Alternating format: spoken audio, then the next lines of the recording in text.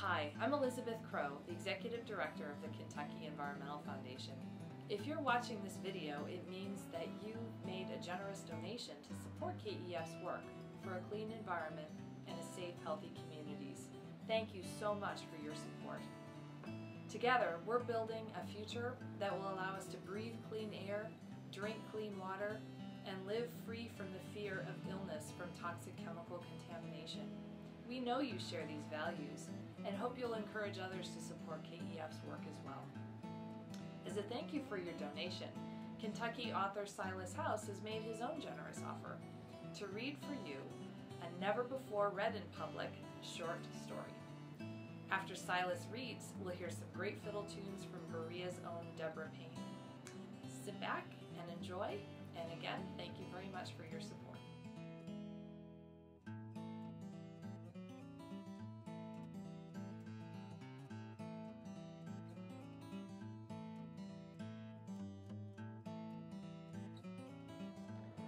Don't forget this song. Sheba and her grandmother Bethel strolled down the road toward the square dance in the gathering shadows of the gloaming. Already summer has died. This is a world made of trees, and they are all showing their colors before they fall. The mountains ablaze with orange and red and yellow. The only green on the ridges lives on the beeches, which hold on until the very last, and the pines and hemlocks, which have their own clumps here and there. It is not cold enough yet for their breath to show before their mouths, but autumn is creeping in. Any day now, we'll have to drag out our wool socks, Bethel says. Although Sheba has been talking, she hushes now, for she sees that the gloaming is fully upon them. She thinks that speaking would be disrespectful somehow, as this time of day ought not be disturbed. Sheba has always loved the gloaming. It is her favorite time of day. She is comforted by the stillness that falls down over the land when twilight starts to show above the ridges. There is the silence, too. It is like the whole world has stopped to hold its breath for that one moment of gray and purple shadows, that time between day and night. All the little live things of the woods stop, and even the birds quit their singing. In the gloaming, oh my darling, Sheba says instead of sings, when the light is dim and low. Just the one line, and the words carry out over the close, dark trees and up onto the face of the hovering mountain, where cold rock cliffs jut out of the summit like a row of chimneys. After this brief burst of this song that she loves so much, the silence seems even thicker. And then all the trees exhale at the same time, and it is night, good and proper. The stars have only begun to brighten into existence, and the moon is a white melon rind. Why'd you stop? Bethel says, still speaking low. Won't you sing it? You have the prettiest voice I ever heard in my life, and you'll barely let it slip out even in front of me, reciting the best old song ever was. Sing it. I don't know, Sheba says, embarrassed. She wishes she was able to set free a song more often in front of people, but she cannot. Automatically, she thinks to herself that she doesn't understand why, but really, she does. It's on account of her eyes, which are solid white. Sheba is 25 years old and ought to be used to the staring by now, but she isn't. Sometimes she thinks that maybe she is just imagining the looks, but then she reminds herself of her coin-like eyes and the way her mother has always been terrified of them, especially when Sheba was a baby. For the longest time, her mother had thought they were the mark of the devil. People here don't like for things to be different. Sheba has never been outside of Crow County, Kentucky, her whole life, but she figures that this is most likely true of everywhere in the world. The funny thing is that as much as she feels people staring at her, nobody will ever meet her gaze when she looks them in the eye. Sometimes a bolt of defiance runs up her spine, and she just turns to whomever's stare is burning through her, and that's when they look away. This night, she wishes she could get up and sing in front of the whole crowd just to show them what lives inside her. Maybe then they'd know that a person is more than their eyes. So far it seems to her that the only person she knows who really understands this is Dave Welch. Dave lives right up the road from them and is the one person who will look her right in the eye when he is talking to her. He is just 2 years her junior, and she has known him all her life. Dave is also the only person who has just come right out and asked what everybody else wonders. Does she not need eyeglasses? No, I can see just fine, she told him. And the doctor says this is amazing. Does the sun hurt her eyes especially? Yeah, it does. Does the doctor know what it is? He calls it ocular albinism, she answered. She did not tell Dave that she likes to say this phrase aloud when she is alone. It has a pleasing sound. Sometimes she sings the word over and over again to the tune of When Johnny Comes Marching Home. Ocular albinism, hurrah, hurrah. Frequently, she lies awake at night and imagines the backs of Dave's hands, which are brown and square. Big round veins rise there, and he always has some kind of scrape or cut across the backs of his knuckles from working out in the fields. She has longed to put her lips to the backs of his hands for nearly 10 years now. Dave is playing banjo at the square dance tonight. Often at the square dances, when there is a break, he brings her a new grape drink. They stand outside and look at the stars, and he drinks a peach knee-high while she takes sips from her bottle. And there is an easy silence between them that is somehow better than talking. He has never offered to kiss her or even hinted at anything other than friendship, but he knows she is more than her eyes. Once, he leaned in so close to her that their arms touched. She had caught a whiff of him. He had smelled like the inside of a hickory nut, sharp and sweet at the same time. When they're not being quiet with each other, they laugh and cut up and talk about everything in the world. Dave is also the only person she has ever sung for besides her mother and grandmother. She was hanging the washout one day and caught sight of him passing through the spring woods on the ridge trail. The leaves were no bigger than fox ears, and he had an axe over his shoulder. He had been working in the hills all day and was bare-chested, so he hadn't stopped to speak, trying to pass by undetected. She acted like she didn't know he was there and started singing "Don't Forget This Song" before she even knew that she was opening her mouth. Later, she didn't know why she had picked such a strange, scary song, but that's what had come to her in that moment. Out of the corner of her eye, she saw that he had paused up there on the path. Later, he had admitted to her that he had eavesdropped on her singing. "There ain't no words to describe it," he had said. "I never heard such a good sound." Sheba's voice is as high and clear as the ring of a blacksmith's hammer. She has a bird's song caught in her chest. Everyone in her family claims it is the most lovely sound they have ever heard, and Sheba knows they are not just saying this because they are kin. There is no arrogance about her, but she knows it is true. A thing of such beauty is undeniable, even to its keeper. Perhaps that is partly why she doesn't sing in front of people, because a person has to have something all their own, something they don't give away, and this is her one true thing. Still, a gift is not worth much if one cannot share it with others. Lord, honey, if you just sang in front of them one time, nobody'd ever think about them eyes again, Bethel says, as if reading her mind. They'd just be thinking about that voice.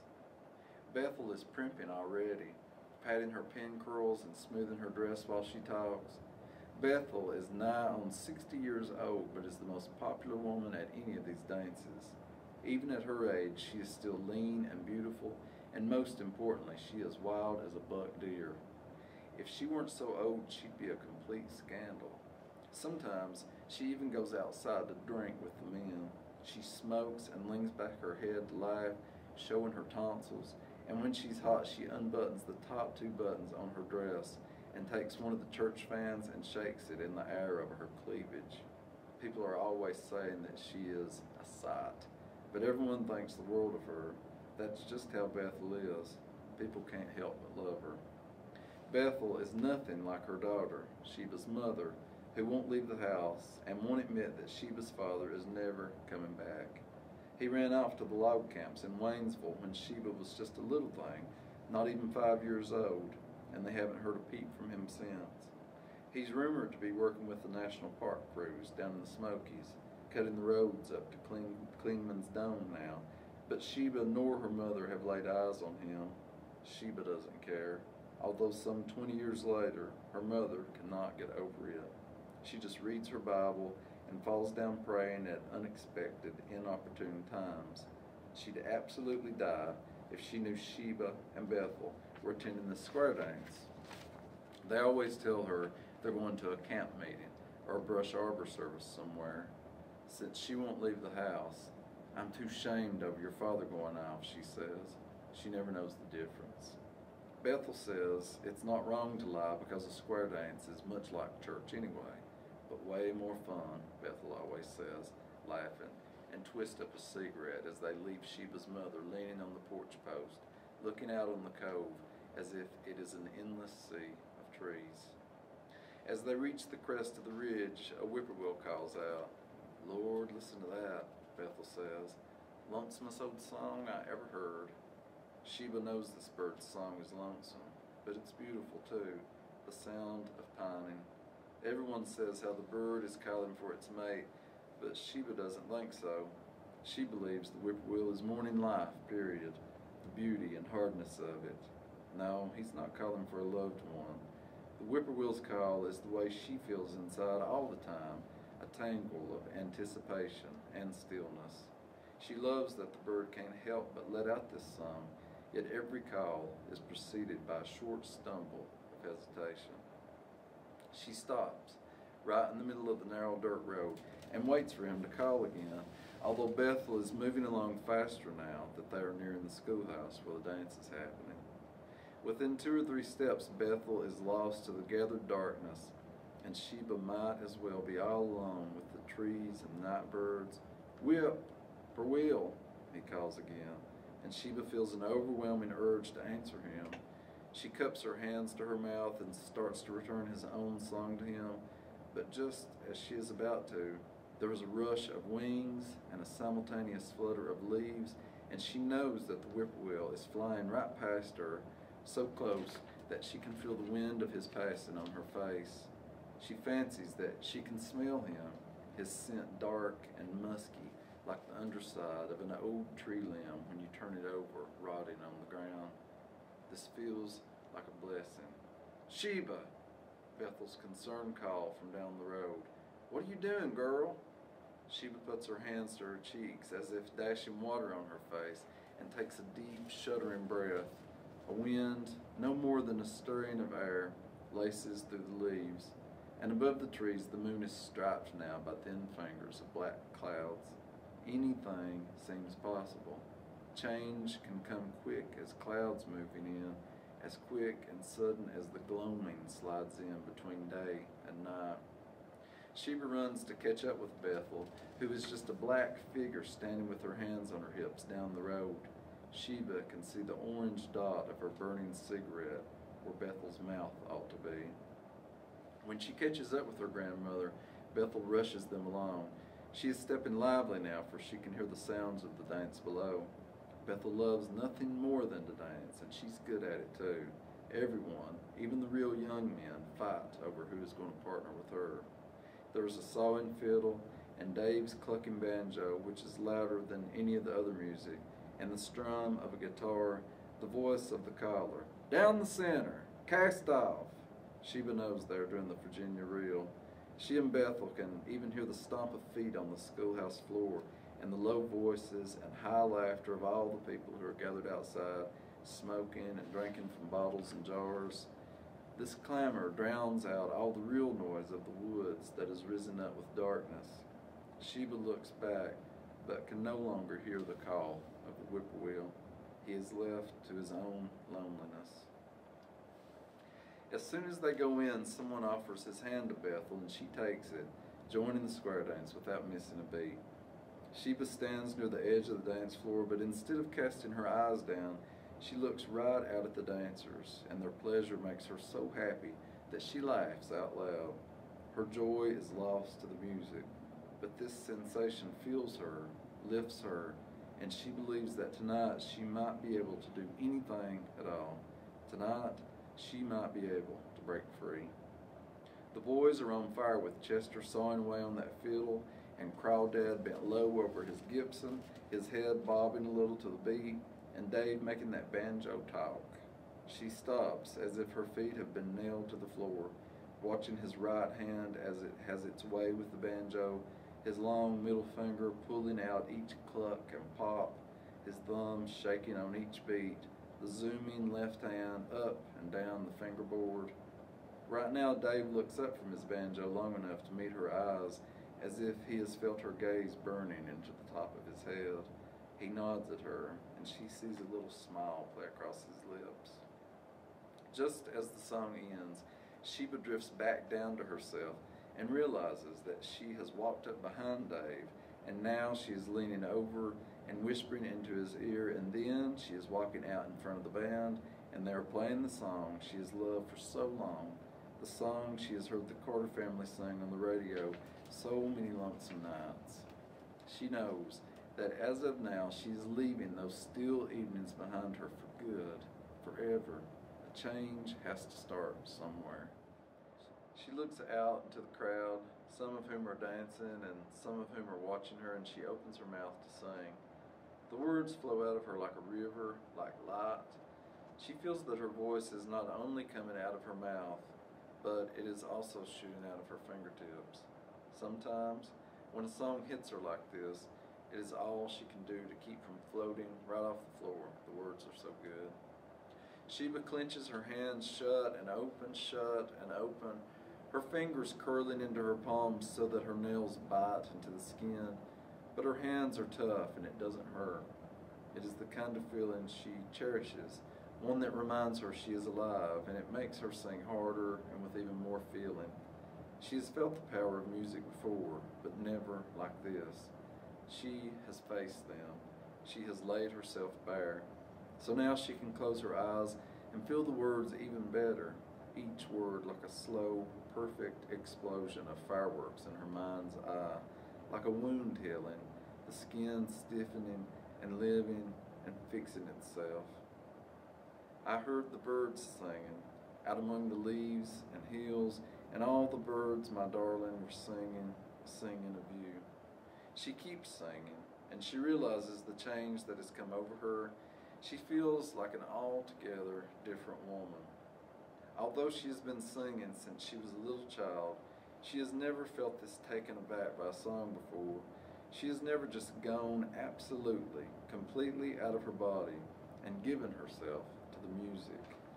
As the song ends, she opens her eyes and watches as Chester pulls the final best notes out of the song on his fiddle.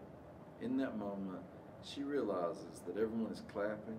Even the dancers have turned to face her, and they are all applauding and looking at her as if they've never seen her before.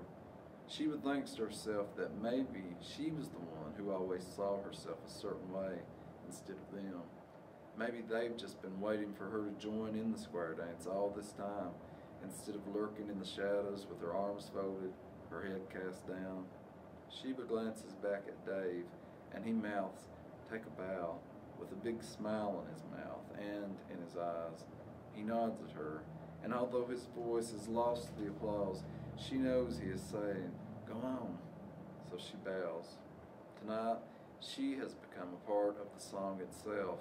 She is a note, the melody, the music, and all at once, she knows what that feels like. This knowledge fills her with such newfound power that she thinks she might never, ever be the same.